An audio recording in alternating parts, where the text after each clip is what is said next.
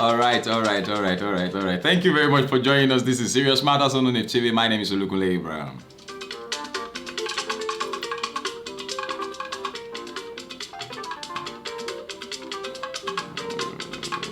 Yo, give us network.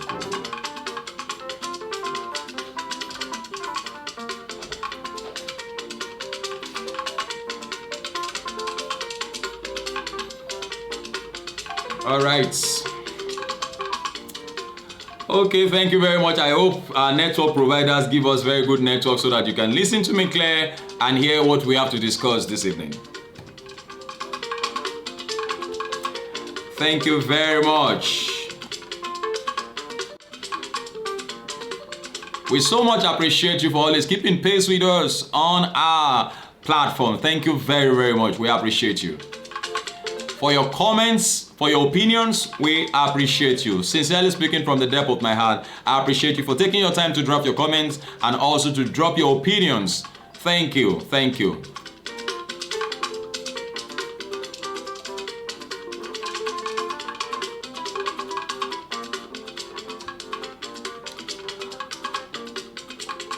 Once again, this is Serious Matters. My name once again is Olukunle Abraham, and of course, we're on ONIF TV. Of course, we have something serious to discuss. I've told you, whenever you see me, there must be something to discuss. Oh, okay. There is something to discuss. That is why I'm here. Okay, without taking much of your time, in the news, the latest in the news now is the meeting of former President Olusegun Obasanjo, who met with Peter Obi, Wike, and several other persons in the United Kingdom, in London to be precise, earlier on today.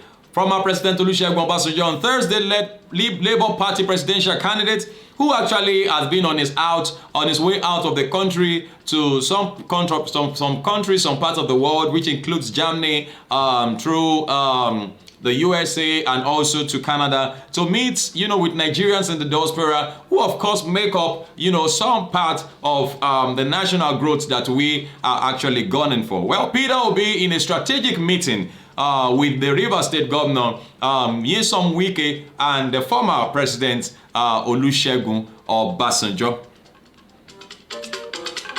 Well, like I would always say, that strikes a chord, and the question is, what did they discuss? I will let you know.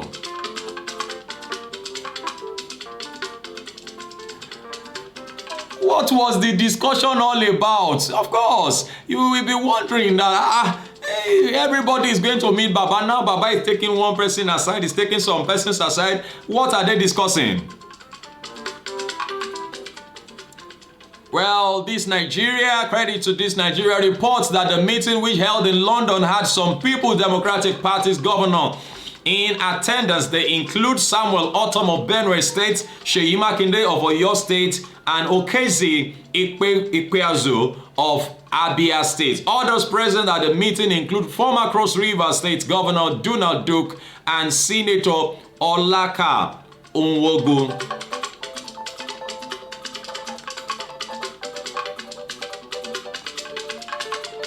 The question still remains, what was that meeting about?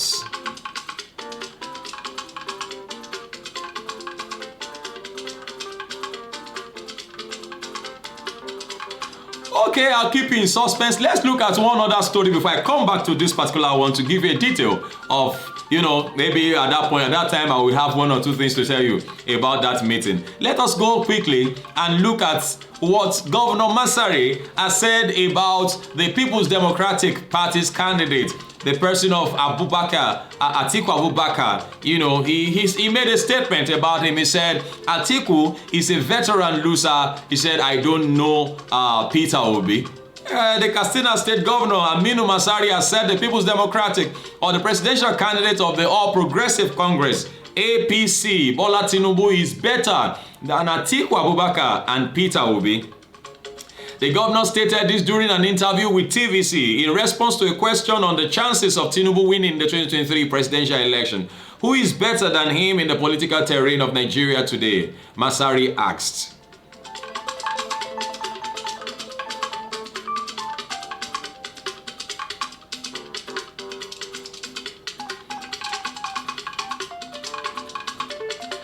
When asked about the chances of the presidential candidate of the People's Democratic Party, Atiku Abubakar, he said the former vice president, although formidable, is a veteran loser. I think Atiku is a formidable force, but our force is greater than him, and he knows that. He is a veteran of contesting election and also a veteran loser. He said the governor dismissed talks about 2023, that 2023 is Atiku's best choice of becoming president, saying that was said several times and it never came to pass, and this one will never come to pass. Of course, I think he should also remember that the current president actually tried to become president several times and actually didn't, but then eventually came to pass. So I think the governor was wrong. My own opinion, he was wrong, making that statement, saying, look, if he has lost several. So the point I'm trying to make is that somebody has lost severally does not mean that he doesn't have chances of winning. Our current president is a very good example.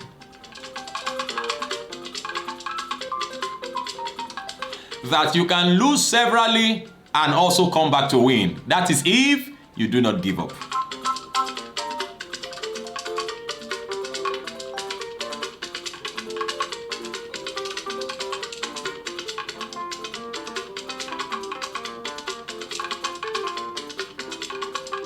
He was asked if Labour Party's presidential candidate Peter Obi was better. Masari said, I don't know him.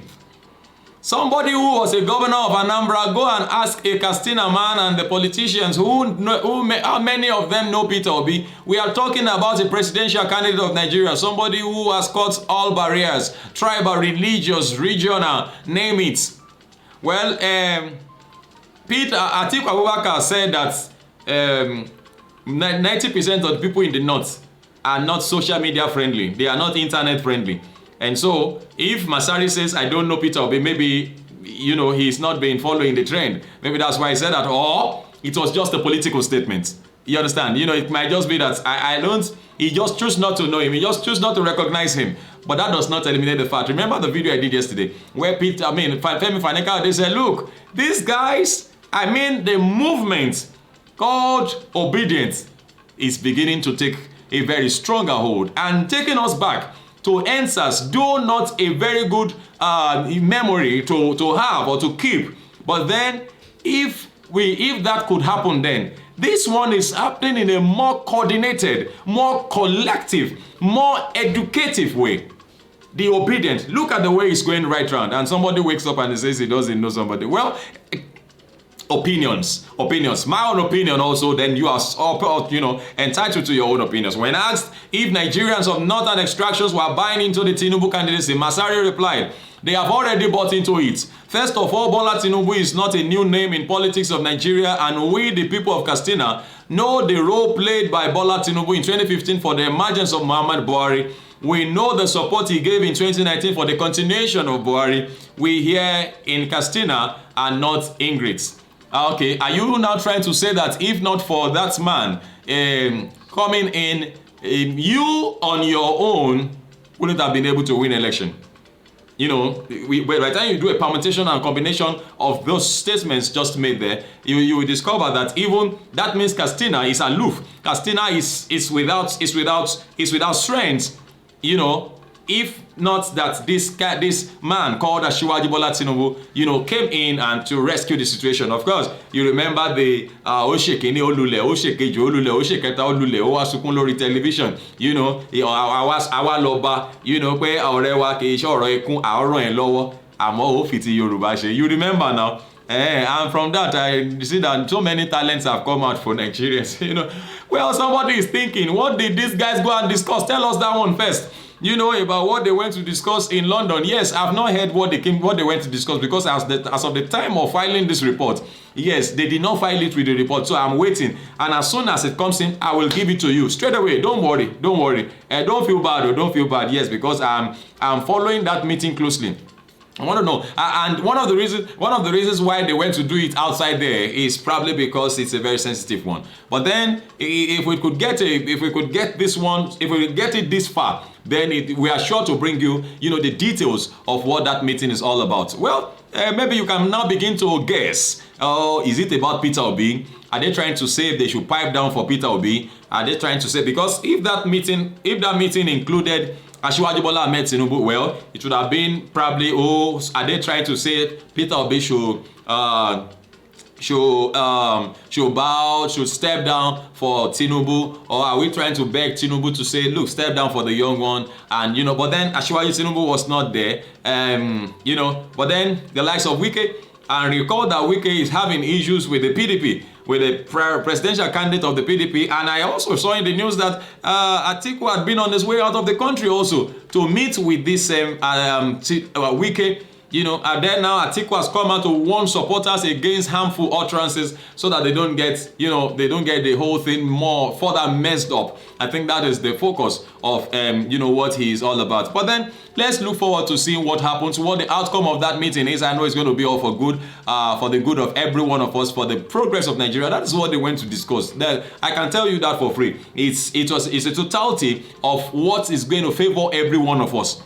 You understand? And like I would always tell you, please do stand for the truth. Stand for fairness. Stand for equity. Stand for justice. You understand? Don't, look at, like I said earlier on, look at the coordination of the obedience. Look at the coordination of the useful. Look at the way youths are coordinating themselves around the country. People now coming up with innovations, ideas, just to support this movement. It is a movement, not a political party. And so it might have been coined obedient and useful. It doesn't necessarily mean that, it's in support of Peter Obi. If Peter Obi does not deliver, then he will not be the candidate, or he will not win. That's the truth. Because the people I see in this obedient movement, like Femi Fadika said, it's not about party. It is not about party. And he said it, and I hold on to it, that it will be to the detriment of the who is who, the parties that be, the seemingly strong, incumbent parties, the oppositions, to handle the obedience, not to attack them, but to handle them with kid gloves. However, he is not saying that they should be attacked. However, they should be approached to know what this mindset is, and it should be addressed. The idea of whether it's a Muslim ticket is a this or that, no. That's not the issue. Like I said, that's not the issue. No, that's not the issue. That's not the issue. You see that even I don't see, except for the Arewa youths in the north and some other ones who are saying that, look, and you know why I said it some time ago, that why those youths are protesting the Muslim ticket is because they are close to the obedience. They are, of course, we are all at the same level, so to speak, as young chaps. So they know what the discussion is in the camp of the obedience.